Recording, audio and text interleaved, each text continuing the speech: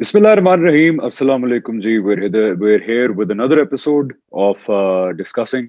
हम इस रमजान के अंदर कोशिश करेंगे कि आपको डिस्कस करें किसी और चीज को नहीं, अल्लाह ताला को, उनकी शख्सियत को एंड द नेसेसिटी कि हम अपनी सारी मोहब्बतों का, अकीदतों का मरकज अल्लाह ताला को बनाएं और बाकी जो लोग हैं उनसे ज़ाहिर बात है मोहब्बत करें, जैसे नबी हैं, रसूल हैं या बहुत नेक लोग हैं, लेकिन अपनी प्राइमरी मोहब्बत हम अल्लाह ताला की तरफ अब डायरेक्शन उसकी करें। तो और इस क्या कहते हैं बहुत बड़ी एक कोशिश में मेरे साथ शरीक हैं खालिद जहीर साहब। सर अस्सलाम वालेकुम, आई होप आप ठीक ठाक होंगे और रमज़ान भी अच्छा जा रहा होगा आपका। वालेकुम अस्सलाम जी, अल्हम्दुलिल्लाह, अल्लाह का शुक्र है जी।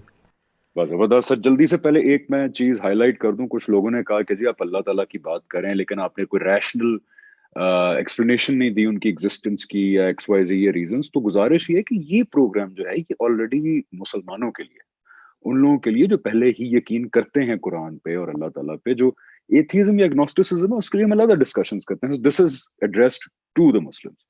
सर, कल की डिस्कशन से एक फीडबैक आया है, मैं आपकी राय लेना चाहता हूँ, फिर हम आगे बढ़ते हैं। टाइम कम है, आज जरा शुरू करने में लेट हो गए। सर, कल की बात आई कि ठीक है, आपकी बात समझ आती है कि जी ये जो लोग होते हैं इस तरह के जो क्लेम करते हैं कि हम हिदायत ऊपर से पा रहे हैं और फरिश्तों से या नबियों से या अल्लाह ताला से, उनमें से बेशतर लोग होते हैं, मान लिया कि धोखेबाज होते हैं या झूठ बोल रहे होंगे, लेकिन सर कई बड़े अच्छे, मैं खुद भी जानता हूँ, दयानतदार अच्छे लोग, वो भी कभी-कभी इस ज़ोन में आ जाते हैं कि जी हमें फरिश्ते नज़र आ रहे हैं या हमने फलानी शख्सियत की ज़ियारत की और वहाँ से हिदायत पाई। सर मेरा ज़ाती तौर पे जो इल्म है वो यही कहता है कि ये अल्लाह ताला कहते हैं ना कि हम आपको फिर शयातीन के ही हवाले कर देते हैं जब आप इस डायरेक्शन में जाएँ। तो कुछ जिन्नात भी खेल-खूल करते हैं और इंसान का अपना माइंड भी जो आप सोच रहे होते हैं उसको मैनिफेस्ट करके दिखा देता है। तो जो ये बहुत नेक लोग होते हैं और उनको ये सुपरनैचुरल एक्सपीरियंसेस होते हैं हर मज़हब में, इस्लाम में भी, क्रिश्चियनिटी में, हिंदुइज़्म में भी देखें संत होते हैं। उसकी क्या वजूहात हैं सर? जो नेक लोग दयानतदारी से एक्सपीरियंसेस कर रहे होते हैं, इस पे जल्दी से हाइलाइट करते हैं फिर आगे बढ़ते हैं सर। देखिए जी, नेक लोग भी आजमाए जा रहे हैं। हर आदमी की अपनी अपनी पिक्यूलियर कमज़ोरियाँ, वीकनेसेस होती हैं और शैतान उनको एक्सप्लॉइट करता है। हम पर ये बात बिल्कुल वाज़ेह होनी चाहिए कि कम्युनिकेशन अगर अल्लाह ताला ने इंसानों के साथ की है तो वो सिर्फ़ पैगंबरों के ज़रिए से की है। अगर कोई शख्स अल्लाह के इस फ़ैसले को नहीं मान रहा, चाहे वो बज़ाहिर नेक ही क्यों ना हो, वो ज़ाहिर है कि अल्लाह ताला के एक बड़े फ़ैसले का इनकार कर रहा है। तो वो जब ये गलती करेगा तो ऑब्वियसली वो अपने आप को एक्सपोज़ करेगा शयातीन के, कि वो आएँ और उसको एक्सप्लॉइट करें। और आपने बिल्कुल सही कहा कि ना हमने फ़रिश्तों को देखा है और ना हमने जिन्नात को देखा है। तो जिन्नात के लिए बहुत आसान है कि वो फ़रिश्तों का रूप इख्तियार करके कहे जी कि हम फ़रिश्ते हैं और हम अल्लाह का पैगाम आपको पहुंचा रहे हैं। और एक आदमी के जो अदरवाइज़ नेक है उसके लिए ये बावर करना आसान होगा, जबकि ये उसकी अपनी दिल की आवाज़ और ख्वाहिश है कि वो ये समझे कि ये जो कुछ भी मुझसे गैब में कम्युनिकेशन हो रही है ये फ़रिश्तों की है। सो मैं समझता हूँ कि जब ये बात वाज़ेह है कि अल्लाह ने ये फ़ैसला किया हुआ है कि वो अपने पैगंबरों के अलावा किसी और से डायरेक्टली कम्युनिकेट नहीं करेगा, तो फिर हमें अल्लाह के इस फ़ैसले को मानकर उस पर मुतमईन होना चाहिए। बिल्कुल सही। सर जल्दी से मैं आता हूँ, अब नेक्स्ट हमारा जो एक टॉपिक ऑफ डिस्कशन है वो ये मेरे ज़ाती ख्याल में अब हमें आना चाहिए उस हस्ती के तारुफ पे जिसकी हम बात कर रहे हैं, और क्यों हमारी सारी अकीदतों और मोहब्बतों का मरकज सोली वो हस्ती यानी कि अल्लाह ताला होनी चाहिए और बाकी सब उनके बाद होने चाहिए। तो सर इस लिहाज से मैं जो एक सरसरी सी डेफिनेशन करता हूँ कि हम डिस्कस करते हैं ना कि क्यों प्यार है हमें अल्लाह ताला से। जब डिस्कवरी, मुझे तो जाती तौर पे इसलिए प्यार है सर कि देखें ये वो बातें जो सब बिलीव करते हैं। एक हस्ती है जिसने हमें पैदा किया, सस्टेन कर रहे हैं, वो रिस्क हमें वही देते हैं। उनका एक नाम है अल वदूद। मुझे ऐसे लग रहा है कि हम talking about a friend of hours, हमारे को बहुत अच्छे जानने वाले, और उनके बारे में हम बात कर रहे हैं। मोहब्बत करने वाले, सबसे ज्यादा मोहब्बत करने वाले। आप सल्लल्लाहु अलैहि वसल्लम की एक हदीस है कि जब कायनात बनाई तो 100 टुकड़े अल्लाह ने अपनी मर्जी के किए और इस जमीन में एक टुकड़ा डाला। इसीलिए माँ अपने बच्चों से मोहब्बत करती है, हस्बैंड वाइफ आपस में मोहब्बत करते हैं। तो इतनी मोहब्बत करने वाली जात जिसने मुझे बनाया, जिसके हाथ में मेरी तकदीर है, जिसने मुझे इतनी बड़ी ऑफर की कि ऐ मेरे बंदे, चाहो तो थोड़ा सा मेरा शुक्रगुजार बन जाओ और मैं हमेशा की जिंदगी दूंगा, मैं हमेशा की तुम्हें ابدی زندگی، ابدی بادشاہی، ابدی پلیجر، یہ سر سارا کچھ مجھے کسی اور شخصیت نے نہیں دینا. مجھے کسی نے پیدا نہیں کیا، مجھے کسی انسان نے، کسی بھی نیک انسان نے، اللہ نے کیا. تو سر میری محبت کا تو وجہ یہ ہے کہ وہ میرے بیسٹ فرینڈ بھی بن گئے ہیں. الولی ان کا نام ہے. وہ مجھ سے محبت بھی کرتے ہیں، وہ مجھے رازق بھی ہیں، میرے پالنے والے بھی ہیں. آپ کے کیا ریزنز ہیں سر ان سے محبت کرنے کے؟ پریسائزلی یہی ہے، یعنی یہ احساس کہ اس ساری کائنات اور اس دنیا میں جتنے انسان ہیں سب کا نہ صرف یہ کہ وہ بنانے والا ہے، بلکہ جو ہمارے دوسروں کے ساتھ رشتے ہیں، میرے والدین کے ساتھ جو رشتہ ہے وہ مجھے میرے رب نے دیا ہے. تو جب سب کچھ، سب خوبصورت چیزیں جو اس دنیا میں ہم کو ملی ہیں، جن سے ہم بے انتہا محبت کرتے ہیں، ان سب کی اوریجن تو اللہ ہی ہے. اسی نے ان کو پیدا کیا ہے اور ہمارے لیے فراہم کیا ہے، اور ہم ان کو انجوائے کرتے ہیں، ان پر مطمئن ہوتے ہیں، خوش ہوتے ہیں. یہ جو ابھی آپ نے بات کی نا اللہ تعالیٰ کے الودود ہونے کی، اس کا ایک اور پہلو یہ بھی ہے، اور میرا خیال ہے کہ پروبیبلی یہ اگر ہم ڈسکرائب کریں تو ہم سب لوگ موٹیویٹ بھی ہوں کہ ٹھیک ہے دنیا میں مشکلات ہیں، ٹھیک ہے ہم سے غلطیاں بھی ہوتی ہیں، غفلتیں بھی ہوتی ہیں، مگر وہ اتنا زیادہ محبت کرنے والا ہے کہ وہ ہمارے اندر ان بہانوں کو تلاش کر رہا ہے کہ کسی طرح سے ہم اس کی طرف مائل ہوں، کسی طرح سے ہم اس سے معافی مانگیں تو وہ اپنی محبت کو ہمارے لیے حاضر کرے، پرووائڈ کرے. میں سمجھتا ہوں کہ اگر لوگوں کو یہ یقین ہو جائے، اور آئی ایم شیور کہ یہ یقین ہونا کو بہت مشکل نہیں ہے، کہ اللہ بہت محبت کرنے والا ہے، اس کی تمام صفات میں سب سے زیادہ جو پریڈومیننٹ صفت ہے وہ اس کی رحمت ہے، اس کی مہربانی ہے، تو انسان موٹیویٹ اور مائل ہو اس کو پانے کے لیے، اس سے مانگنے کے لیے، اس سے تعلق قائم کرنے کے لیے. یہ جو ابھی آپ نے بات کہی نا کہ ہم اس سے محبت کرتے ہیں اور آپ کی اس سے فرینڈشپ ہے، میرا خیال ہے یہ بھی لوگوں کو بتانے کی ضرورت ہے کہ یہ ہم محض کوئی زبانی بات نہیں کر رہے. جب ہم اس سے دعا کرتے ہیں، جب ہم اس سے معافی مانگتے ہیں، جب ہم اس کے آگے سجدہ کرتے ہیں، تو ہمیں وہ فیلنگ ہوتی ہے، وہ فیلنگ محبت کی، ایک اطمینان کی، ایک پروفاؤنڈ ایک فیلنگ ہوتی ہے کسی کے ساتھ کنیکٹ ہونے کی، جو کسی اور کے ساتھ تعلق میں ظاہر نہیں ہوتی. تو میں سمجھتا ہوں کہ یہ بات سے آگے بڑھ کر جب لوگ اس کو اٹیمپٹ کریں، ذرا ایکسپیرینس کریں، تو وہ یہ محسوس کریں گے کہ حمزہ عباسی کوئی اتنی غلط بات نہیں کہہ رہے. سر اسی بات سے میرا ایک ذہن میں سوال آتا ہے جو لوگوں کا ہوتا ہے کہ اللہ سے جو دوستی ہے، جیسے قرآن میں اللہ تعالیٰ کہتے ہیں، ولی کا ورڈ استعمال ہوا، جب بدقسمتی سے ہم نے اس کو ایک منصب بنا دیا ہے کہ ولی ایک کوئی منصب ہے. ولی کا مطلب ہے دوست. اور اللہ تعالیٰ نے قرآن میں بتایا کہ اللہ تعالیٰ سے دوستی کرنا تو انتہائی آسان کام ہے، اللہ کے دوست بننا. سر آپ بھی وہ بتائیے عمل کہ اللہ تعالیٰ سے دوستی کرنے کے لیے کیا کرنا ہے، کیونکہ لوگ سمجھتے ہیں کوئی بہت مشکل کام ہے، ولی بننا کوئی بڑی مسٹیریس بات ہے، حالانکہ نہیں ہے. جو مجھے سمجھ آئی ہے وہ یہی ہے سر کہ اللہ تعالیٰ صرف کہتے ہیں کہ میری شکر گزاری اختیار کرو، یہ بات مانو کہ میں تمہارا رب ہوں، جو میں نے فرض بتائے ہیں وہ ادا کرو، کچھ آگے بڑھ کے نوافل ادا کرو، اور لوگوں کو بھی وتواصوا بالحق وتواصوا بالصبر، اخلاق اچھے رکھو، چیریٹی جتنی کر سکتے ہو کرو. وہ اللہ تعالیٰ کہتے ہیں ایسے سمجھو مجھے قرض دے دیا. تو یہی وہ عوامل ہیں جو اگر سر آپ پرسسٹنسی سے کریں، پرسسٹنس ہو کے کریں اور سنسیریٹی سے کریں، تو آپ کا نہیں خیال سر کہ کوئی بھی عمل اختیار کر کے اللہ تعالیٰ کا دوست بننے کا شرف حاصل کر سکتا ہے؟ اور اس کے لیے کوئی مسٹیریس چلے کاٹنا، کوئی ریاستیں کرنا، کوئی جنگلوں میں، یہ ضروری نہیں ہے اس کے لیے سر. یہ تو ہے ہی نہیں، بلکہ اس کا ایگزسٹ نہیں کرتا یہ اس طرح کے عمل قرآن کے اندر جو اللہ نے بتائے. ایبسلیوٹلی. دیکھیں حمزہ، بات یہ ہے کہ اگر کچھ لوگ ہوں دنیا میں کہ جو اللہ کو چاہنے کے لیے کچھ ایسی ایکسرسائزز کریں کہ جن کا ذکر آپ کر رہے ہیں، اس لیے کہ ان کو یہ معلوم ہی نہیں ہے کہ اللہ تعالیٰ ہم سے کیا چاہتا ہے، تو چلیں یہ بات ان کی حد تک سمجھ میں آتی ہے.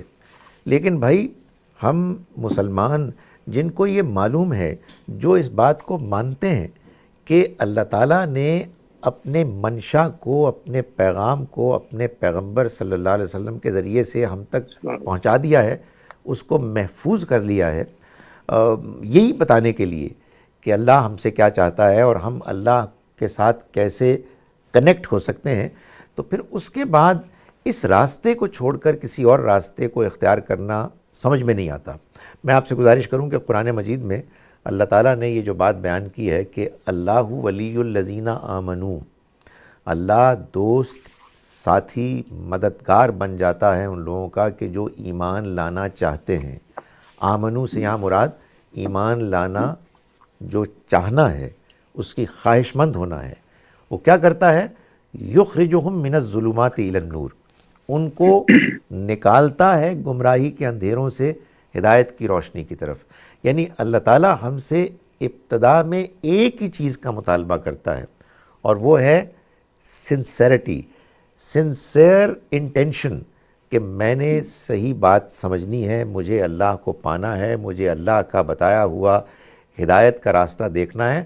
خدا تعالیٰ وعدہ کرتا ہے کہ وہ ہاتھ پکڑ کے اس شخص کو ہدایت کی روشنی کی طرف لے جائے گا۔ اور میں آپ کو بتاؤں، آئی ایم شور آپ کو بھی حمزہ تجربات ہوئے ہوں گے ایسے لوگوں کے، میں اپنے بارے میں بھی جانتا ہوں اور بہت سے لوگوں کے بارے میں جانتا ہوں، کہ ابتدا میں ٹو بگن ود، جب ابھی آپ ذرا پریشان ہوتے ہیں، بھٹک رہے ہوتے ہیں، کنفیوزڈ ہوتے ہیں، اور اچانک آپ فیصلہ کرتے ہیں کہ خدایا میں تجھے جاننا چاہتا ہوں، میں تجھے پانا چاہتا ہوں، آپ یقین جانیں کہ اتنے حیرت انگیز واقعات ہوتے ہیں انسان کی ذاتی زندگی میں۔ وہ جب آپ نے کہا نا کچھ لوگ کہہ رہے ہیں کہ وہ سائنٹیفک دلائل دیں، وہ تو خیر الگ سے ایک ڈسکشن ہے، لیکن انسان کی ذاتی زندگی میں ایسے واقعات ہوتے ہیں کہ جس کے بعد آدمی کہتا ہے کہ میں نے اپنے رب کو پا لیا۔ اس کے بعد پھر ایک زندگی اور بھی ہوتی ہے جس میں اللہ تعالیٰ ٹیسٹ کرتا ہے کہ ہم جب اس کو پانے اور ماننے کے بعد اب ظاہر ہے اس کے لیے تیار ہو گئے ہیں کہ دنیا کی زندگی کی آزمائش سے ذرا گزریں، تو پھر کچھ آزمائشیں بھی آتی ہیں، لیکن وہ بھی صرف اس لیے آتی ہیں کہ اللہ تعالیٰ ہمیں اور اٹھانا چاہتا ہے، بلند کرنا چاہتا ہے۔ سر یہیں پہ ایک اگلا سوال بھی ہے، آپ نے دو چیزیں مینشن کی کہ ایک تو ہدایت وہ لوگ پاتے، ہدایت پانا has to be a choice, اسی لیے کہتے ہیں لا اکراہ فی الدین، اور قرآن میں بار بار میں نے پڑھا کہ I will give guidance to those who consent, you have to first want it. یعنی اگر مجھے پیاس نہیں لگی تو سر آپ میرے سامنے آئس لینڈ کا بہترین چشمے کا پانی ملا کے رکھ دیں گے، میرے لیے اس کی کوئی ویلیو نہیں ہوگی۔ تو اللہ کہتے ہیں کہ پیاس تو پیدا کریں، پہلے آپ مانگیں تو صحیح۔ اور میری ذاتی زندگی کا تجربہ ہے سر کہ میں ایک ٹائم آیا تھا بالکل ہی ہوپلس ہو گیا تھا کہ maybe it's an unanswerable question کہ کوئی گاڈ ہے نہیں ہے، اگر ہے تو کون سا ہے۔ سر آپ یقین کریں میں نے ایک دفعہ نماز پڑھی اور میں نے اللہ تعالیٰ سے کہا کہ یا Allah if you are there and I don't know you might be اینی تھنگ، لیکن اگر کوئی موجود ہے اور وہ خدا ہے تو میں آپ کے سامنے آئی ایم بیگنگ یو کہ آپ مجھے اپنے ہونے کا پورا احساس دلا دیں، میں نتیجتاً اپنی زندگی آپ کو دے دوں گا۔ آپ نے بالکل ٹھیک کہا سر کہ پھر ذاتی زندگی میں دس واز 3-4 years ago ایسے پھر اللہ تعالیٰ پکڑتے ہیں، بیکاز میرا خیال ہے اللہ تعالیٰ کی غیرت چیلنج ہو جاتی ہے۔ تو سر میرا مشورہ یہ جو بات کریں اس کے تھرو یہ ہے کہ وہ لوگ جن کو اللہ تعالیٰ کے ساتھ وہ کنیکشن نہیں ڈیولپ ہو پا رہا، جن کو یہ ضرورت محسوس ہوتی ہے کہ اتنی محبت کرنے والی ذات ہے لیکن انسانوں کے تھرو ہی ڈیولپ ہوگا، مجھے تو نہیں فیل ہوتا وہ connection. So do you think it's a good strategy کہ فجر کی نماز پڑھیں، صدقے دل سے اللہ سے کہیں کہ یا اللہ مجھے اپنے ہونے کا 100% احساس دلائیں، اور پھر آپ دیکھیں میں کیا کرتا ہوں آپ کے لیے۔ سر میرے لیے تو it work, do you think it will work for other people as well? Absolutely Hamza, مجھے 100% یقین ہے کہ یہ سب کے لیے ورک کرے گا، لیکن ایک شرط ہے یار، بات یہ ہے کہ اگر میں اپنے ملازم کے ساتھ زیادتی کر رہا ہوں، اس کو میں ذلیل کر رہا ہوں، اس کو میں گالیاں دیتا ہوں، اور میں یہ کہوں کہ جی اللہ تعالیٰ بھی میری زندگی میں آ جائے تو نہیں آئے گا۔ سو کچھ پری کنڈیشنز ہیں۔ سر یہ پری کنڈیشن ذرا ڈیٹیل میں بتا دیں لوگوں کو کہ اللہ تعالیٰ کی بارگاہ میں جانے سے پہلے کیسے، کس حالت میں جائیں وہ؟ آپ یہ فیصلہ کریں کہ مجھے انکنڈیشنلی سرنڈر کرنا ہے اللہ کے سامنے۔ جب آپ یہ کریں گے تو آپ یہ محسوس کریں گے کہ یا تو فوراً ہی اللہ تعالیٰ آپ کی زندگی میں آ جائے گا۔ ایک سجدہ کریں، اور جیسا کہ آپ نے فرمایا کہ میں نے کہا کہ خدایا تو اپنے آپ کو مجھے دکھا، میں تجھے پانا چاہتا ہوں، اگر سنسیئرلی آپ کے دل سے یہ آواز نکلے گی تو مجھے 100% یقین ہے کہ اللہ رسپونڈ کرے گا۔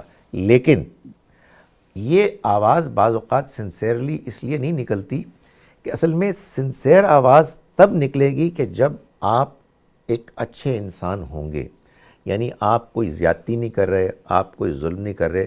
وہ ہم سب کرتے ہیں کچھ نہ کچھ زیادتیاں. پھر اس سجدے میں اللہ کو یہ کہے کہ خدایا میں سب کچھ چھوڑنے کے لیے تیار ہوں، تجھے پتہ ہے میں کمزور ہوں، میرے لیے یہ چیزیں چھوڑنی آسان نہیں ہیں، مگر میں اپنے سنسیریٹی آف پرپز کا اظہار کر رہا ہوں. I really mean it. یہ جو ہے نا، یہ جو آئی ریئلی مین اٹ، یہ جو اندر کی آواز ہے، یہ بندہ نکالے تو صحیح. میرے ساتھ بڑا انٹرسٹنگ واقعہ ہوا ہے، شور سب کے ساتھ ہوتے ہوں گے.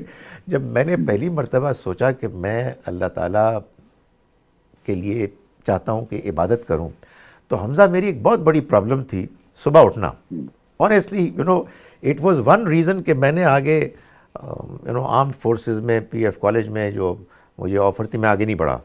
یار سر میرا اور آپ کا ایک ہی مسئلہ ہے. آئی ایگری وتھ یو، میرا بھی یہی مسئلہ تھا پہلے. میں نے کہا یہ کیسے ہوگا. پتہ ہے کیا ہوا؟ مجھے اچانک خیال آیا، because I wanted to pray. مجھے اچانک خیال آیا کہ یار let me pray to God. میں نے کہا خدا تو مجھے صبح اٹھا دے. یو نو واٹ ہیپن، میرے ساتھ یہ ہوا. یہ نہیں ہوا کہ میرے ذہن میں کوئی آواز آئی، نہیں، نتھنگ آف دیٹ سارٹ. وہ میں ہمارے گھر کا وہ اوپر کا حصہ ہوتا تھا، ساتھ میرے بستر کے کھڑکی تھی، اور نیچے آذان کے وقت میری کھڑکی کے نیچے ایک گدھا اونچی اونچی آواز میں چیخ رہا تھا. حمزہ آئی کین ایشور یو کہ جس کالونی میں وہ رہتا تھا پی ایف کالج کی، وہاں گدھے نہیں ہوتے تھے. میری طرح کے تو ہوتے ہوں گے لیکن اصل والے نہیں ہوتے تھے، مگر اللہ تعالیٰ نے پتہ نہیں کہاں سے بھجوا دیا. سو میں آپ کو یہ بتانا چاہتا ہوں کہ ایک مرتبہ آپ سنسیئر ہو جائیں، پھر گدھے گھوڑے سارے آ جائیں گے آپ کو ہدایت کی طرف لانے کے لیے.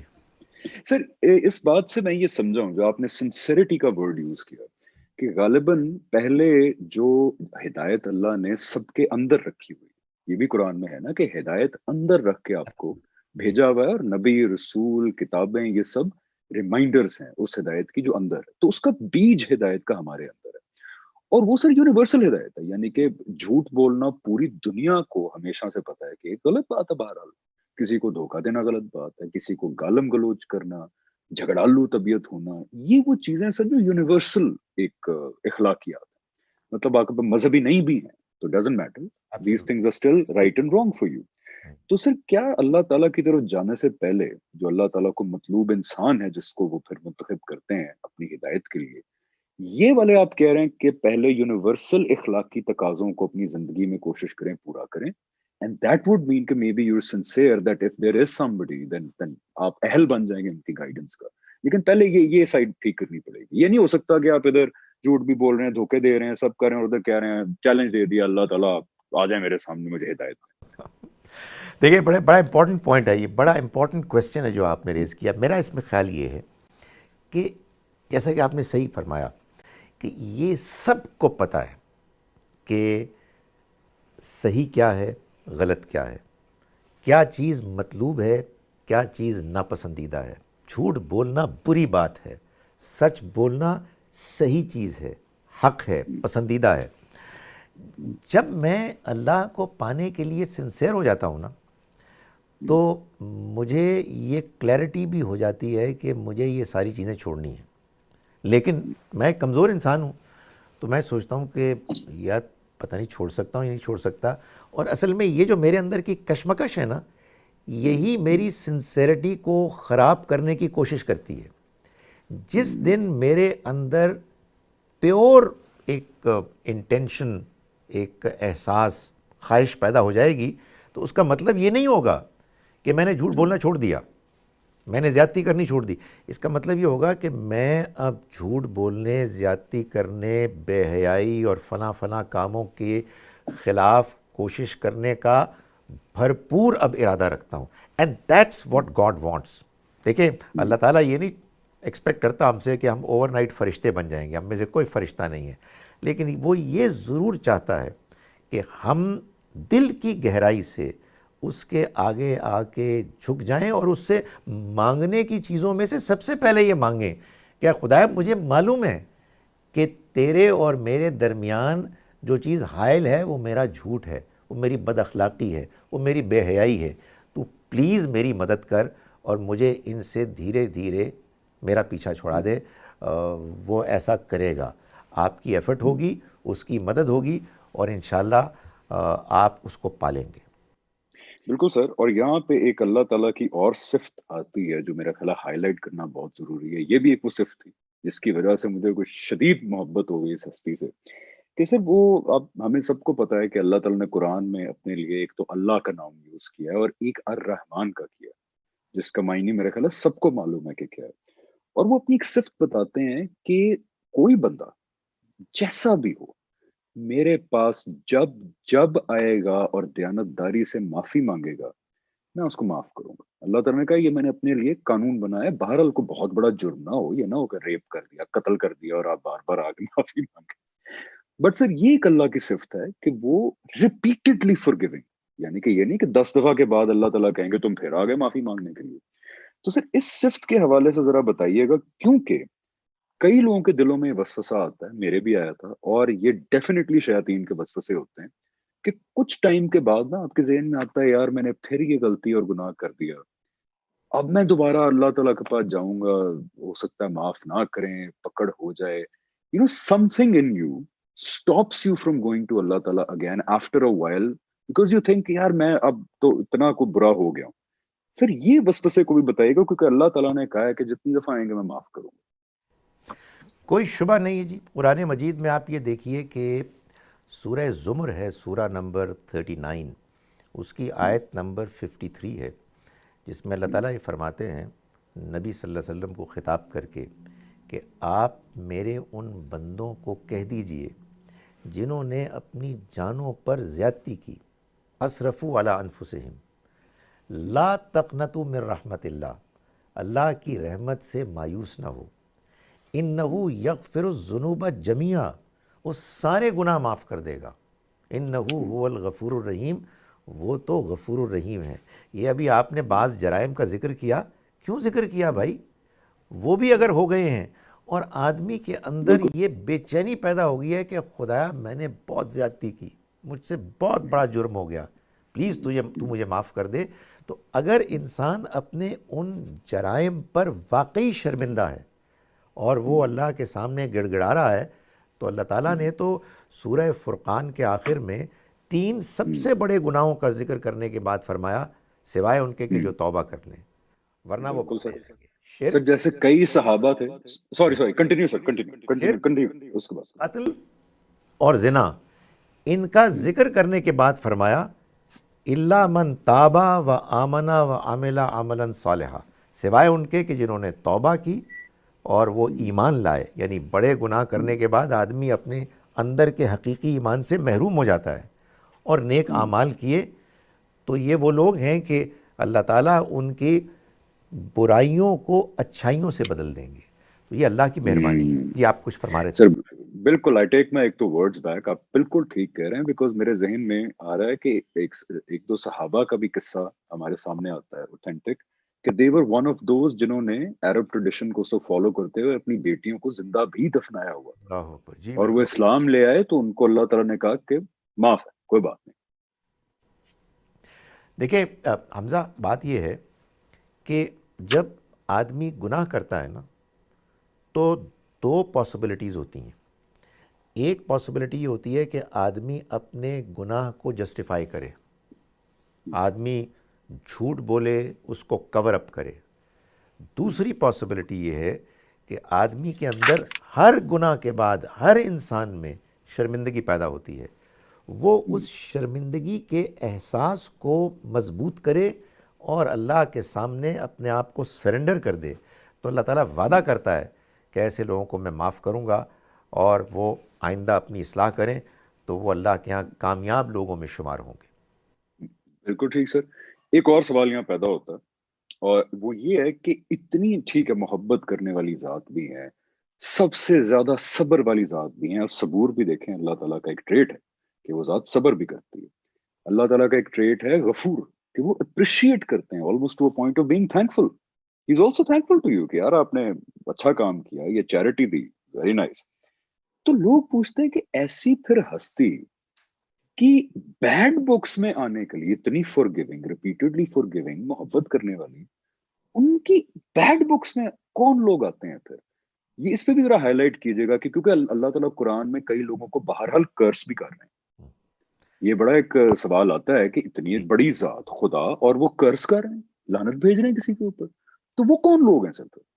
یہ بڑا اچھا سوال ہے. میں تو یہ سمجھتا ہوں کہ خدا تعالیٰ کی بیڈ بکس میں آنے کے لیے بڑی محنت کرنے کی ضرورت ہے. بہت محنت. اس کی وجہ یہ ہے کہ خدا سے معافی مغفرت پانا, اس کی محبت کا مستحق بننا, یہ تو بڑا آسان ہے, یہ تو بڑا نیچرل ہے, یہ تو بالکل سیدھا راستہ ہے.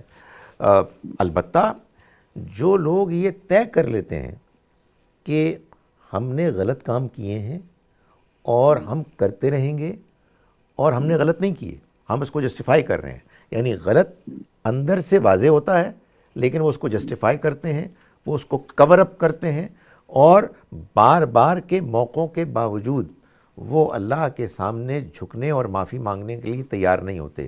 یہ ہم نے پچھلی مرتبہ بھی ڈسکس کیا تھا. یہ جو کفر ہے یہ اصل میں کیا جرم ہے؟ یار آپ کے سامنے یہ حقیقت آ گئی کہ یہ اللہ کے بندے محمد صلی اللہ علیہ وسلم اللہ کے پیغمبر ہیں اور یہ قرآن اللہ کی کتاب ہے, اور بندہ کہتا ہے جی کہ ہوگی, آئی ایم ناٹ انٹرسٹڈ. وہ اس کا انکار کرتا ہے, اس کو جھوٹ قرار دیتا ہے, حالانکہ وہم یعلمون, وہ جانتے ہیں کہ یہ صحیح ہے. تو اصل میں اس کیٹیگری کے تمام لوگ جنہوں نے برائی کو برائی جاننے کے باوجود اس کو کنٹینیوسلی کرنے کا ارادہ کیا, شرمندگی کے احساس کو دبایا اور اس کو جسٹیفائی کرنا شروع کر دیا, یہ سارے کام جو بندہ کرتا ہے اس کے بعد اصل میں وہ اللہ کی بے پناہ رحمت سے محروم ہو جاتا ہے. تو لعنت کرنے کا مطلب یہی ہے کہ اب یہ لوگ اللہ کی رحمت سے محروم ہو گئے. اور حمزہ پہلے دن نہیں, دوسرے دن نہیں, یہ کنٹینیوس جب یہ پروسیس ہوتا ہے, بار بار لوگ کرتے ہیں, اور ہر اللہ کی طرف سے اپرچونٹی جو ملتی ہے وہ اس کو ٹھکرا دیتے ہیں. اس کے بعد اللہ تعالیٰ یہ فیصلہ کرتے ہیں کہ اب یہ سمم بکمن عمیون فہم لا یرجعون, یہ بہرے ہیں, گونگے ہیں, اندھے ہیں, اب یہ لوٹ کر نہیں آئیں گے. ختم اللہ علی قلوبہم, اللہ نے ان کے دلوں پر مہر کر دی ہے. یہ پہلے دن نہیں ہوتا, یہ آخری دن ہوتا ہے, جبکہ حد مکا دیتے ہیں وہ کہ وہ کسی صورت بھی اللہ کی طرف پلٹنے کے لیے تیار نہیں ہوتے. ٹھیک ہے, یہ مسلمانوں کے لیے تو ہو گیا. اب سر کئی ایسے لوگ ہیں, ہم میری فیملی میں بھی ہیں, جو اب تک ان کو نہیں پوری طرح دعوت سمجھ آئی ریلیجن کی, اسلام, قرآن, حدیث, وہ ابھی تک نہیں شعوری طور پہ وہاں تک پہنچے. ایسے لوگ, کیونکہ بہرحال محبت ہوتی ہے, رشتہ دار بھی ہوتے ہیں, دوست بھی ہوتے ہیں, تو سر جس خدا کی ہستی کو ہم لوگ جانتے ہیں, میں اکثر یہ ایک مشورہ دیتا ہوں ایسے لوگوں کو جن کا بھی کسی مذہب پہ بلیو نہیں آیا ہے, کسی پرٹیکولر گاڈ پہ نہیں بلیو آتا, ان کو میں یہ مشورہ دیتا ہوں, آپ اس پہ تبصرہ کر دیجئے اور بتائیے ٹھیک ہے کہ نہیں ہے, کہ یار ٹھیک ہے, دین پہ یعنی کہ محمد رسول اللہ صلی اللہ علیہ وسلم کی دعوت پہ اطمینان ہونا عقلی شعوری وہ تو آپ کا معاملہ ہے, آپ کی اپنی جرنی ہے, لیکن میرے بھائی جب تک وہ نہیں ہوتا تو اپنا وہی جو ہم پہلے بات کر رہے تھے کہ جو ایک یونیورسل مورل کمپس تو ہر انسان کے اندر موجود ہوتا ہے, تو اس وقت تک جب تک دین کی دعوت سمجھ آئے یا نہ آئے, جو دل میں انڈیویجولی آپ کو برائی لگے بہرحال اس سے بچتے رہنا. تو سر یہ مشورہ ٹھیک دے رہا ہوں میں لوگوں کو, کیونکہ اکثر لوگ کہتے ہیں یار آپ تو ان کو اسلام پہ بلانے کی طرف کہہ رہے ہیں کہ اپنے شعور کو فالو کرو, اپنے شعور کو فالو کرو. نہیں دیکھیں, وہ اپنے شعور کو فالو کرنے کی پالیسی انشاءاللہ ان کو اسلام کی طرف لے آئے گی, بشرطے کہ اسلام پیش کرنے والے اس کو ٹھیک طرح سے پیش کریں. میں آپ کو ایک بات بتاتا ہوں, آپ مجھے بتائیے کہ ڈز اٹ میک سینس. قرآن مجید میں سورہ مبارکہ نمبر 7 سورہ اعراف ہے, سورہ number 7 verse 42. Hamza I am sure کہ آپ نے اس کو یاد کر لینا ہے, بیکاز اس میں جو حقیقت بیان ہوئی ہے, جب سے مجھے معلوم ہوئی ہے, میرے اس طرح کے سارے مسئلے حل ہو گئے ہیں, اس سے پہلے حل نہیں ہوئے تھے. سورہ مبارکہ کے 3 حصے ہیں چھوٹے چھوٹے. پہلا یہ کہتا ہے والذین آمنوا وعملوا الصالحات, اور وہ لوگ کہ جو ایمان لائے اور جنہوں نے نیک عمل کیے, یہ پہلا حصہ ہے. تیسرا حصہ ہے اولئک اصحاب الجنہ ہم فیہا خالدون, وہ جنت والے ہوں گے, اس میں ہمیشہ رہیں گے. یہ قرآن بار بار کہتا ہے. درمیان میں دوسرا حصہ کیا کہتا ہے؟ اللہ تعالیٰ فرماتے ہیں لا نکلف نفسا الا وسعہا، ہم کسی کو اس کی وسعت سے زیادہ جواب دہ نہیں ٹھہرائیں گے، تکلیف میں مبتلا نہیں کریں گے۔ وسعت کیا ہوتی ہے؟ وسعت اصل میں دو چیزوں کا نام ہے۔ آپ کا پوٹینشل، ایک آپ کی وہ اللہ کی طرف سے آپ کی عقل، آپ کی نفسیات، آپ کی نیچر کی انڈاؤمنٹ ہے، جو سب انسانوں میں یکساں ہونے کے باوجود کچھ فرق بھی ہے، یہ ایک فیکٹر ہے۔ اور دوسرا آپ کا ماحول، آپ کا انوائرنمنٹ۔ تو اللہ تعالیٰ نے جنت دینی ہے ایمان اور نیک اعمال کی بنیاد پر، لیکن کتنا ایمان، کتنے نیک اعمال، جتنا آپ کا پوٹینشل ہے۔ تو ہر انسان کا اللہ تعالیٰ ایک پوٹینشل طے کرے گا based on his personality, based on his environment, اور اس کے بعد یہ فیصلہ ہوگا کہ اس سے کتنی توقع ہے، اللہ تعالیٰ کتنا ایکسپیکٹ کر رہا ہے، اور اس کی بنیاد پر وہ فیصلہ کرے گا۔ اور اللہ کا شکر ہے حمزہ کہ فیصلہ اللہ ہی کرے گا، شکر۔ نہ میں کروں گا، نہ آپ کریں گے، نہ کوئی اور صاحب کریں گے، اور وہ فیصلہ بالکل جسٹس کی بنیاد پر ہوگا، وہ جسٹس جس کے اوپر اس کی رحمت ہے۔ تو میرا خیال ہے کہ اس آیت کو اگر آپ ایسے سمجھ لیں تو اس کے بعد یہ مسئلے ہی ختم ہو جائیں کہ جو ہمارے یہاں کہتے ہیں جی وہ کافر ہے، وہ جہنم میں جائے گا، فلاں جگہ جائے گا۔ یار یہ فیصلہ اللہ کرے گا اور اسی کو کرنے دو۔ بالکل سر، کہ آپ نے بہت اچھی آیت کوٹ کی، بیکاز اکثر لوگ یہ کہتے ہیں کہ جی اتنے اگر وہ اللہ تعالیٰ محبت کرنے والے ہیں، پیار کرنے والے ہیں، شفیق ہیں، تو پھر اگر آپ مسلمان ہیں تو جنت میں نہیں ہیں تو وہ ابدی جہنم میں ڈال دیں گے۔ تو یہ فارمولا جو ہے لوگوں کو ذرا کھٹکتا ہے۔ تو آپ نے بہت اچھی بات کی کہ جس کو جتنا علم اور وسائل اور جو دیا اسی حساب سے اس سے حساب ہوگا۔ کیونکہ سر اس پہ بھی ذرا تبصرہ کیجیے گا کہ ہم جب قیامت کی بات کرتے ہیں اور اللہ تعالیٰ کے حساب و کتاب کی بات کرتے ہیں تو سر ہم ڈبل سٹینڈرڈ سے کام لیتے ہیں، کیونکہ دنیا کی عدالتیں آپ دیکھیں، دنیا کی عدالتیں کتنی فلاڈ ہیں، لیکن کتنی ڈیٹیل میں جا کے ایک ایک کیس پہ بحث ہوتی ہے، اس کے پروز اور کونز دیکھے جاتے ہیں، ملزم کے حالات دیکھے جاتے ہیں، ثبوت دیکھے جاتے ہیں، اس کے بعد ایک فیصلہ ہوتا ہے۔ سر ہمارے ہاں مسلمان کچھ حد تک یہ امپریشن بھی دیتے ہیں باقی دنیا کو، جس کی وجہ سے بات بیٹھتی نہیں ہے ادھر، کہ دنیا کا انصاف اتنا ڈیٹیلڈ ہے، اور اس ذات کا، خدا کا انصاف وہ بس کہ یہی ہے کہ اچھا سارے مسلمان علیحدہ ہو جاؤ اور جنت میں چلے جاؤ، اور باقی غیر مسلم سارے جہنم میں چلے جاؤ۔ ایسا تو معاملہ نہیں ہوگا نا سر، ہر بندے کو انڈیویجولی اس پہ دیکھا جائے گا۔ آپ ذرا غور فرمائیں اس آیہ مبارکہ پہ جو میں نے بھی پیش کی۔ میں جب اس پہ غور کرتا ہوں تو مجھے یہ محسوس ہوتا ہے کہ مسلمانوں کا حساب کتاب زیادہ سخت ہوگا، زیادہ باقیوں سخت کا ہوگا۔ تو ان کو پتہ نہیں بیچاروں کو کتنا پتہ ہے۔ بھائی ہمارے پاس قرآن ہے، ہمارے پاس سنت ہے، ہمارے پاس حدیث ہے، ہمارے پاس نبی صلی اللہ علیہ وسلم کے دین کی ٹریڈیشن ہے، تو ہم سے تو حساب کتاب جس بنیاد پر ہوگا وہ تو بالکل کلیئرلی کٹ آؤٹ ہے۔ اور دوسری بات حمزہ، یہ بڑی عجیب بات ہے، میرے اور آپ کی یہ ذمہ داری ہے کہ ہم دنیا والوں کے سامنے اللہ کے دین کو پیش کریں۔ جب ہم اللہ کے دین کو پیش کریں گے تو میں یہ سمجھتا ہوں پرسنلی، اللہ کے دین کے جو بھی پیغامات ہیں ان میں سب سے بڑا پیغام یہ ہے کہ اے انسانوں، یہ دنیا ایک آزمائش، امتحان کی جگہ ہے، اور اس کے بعد ایک اور زندگی آنے والی ہے قیامت کے بعد، جس میں آخری حد تک انصاف ہوگا۔ یار اللہ کے بندو، وہاں انصاف کی صورت پیش کرو، تصویر پیش کرو۔ جو تصویر تم پیش کر رہے ہو وہ تو کوئی مان ہی نہیں سکتا، وہ تو انصاف ہے ہی نہیں، وہ تو ایک بائسڈ وہ ہے طریقہ کسی چیز کے بارے میں فیصلہ کرنے کا۔ اور مجھے اگر آپ اجازت دیں تو دو چھوٹی میں آیات کی ذرا وہ پڑھ دوں ریفرنس۔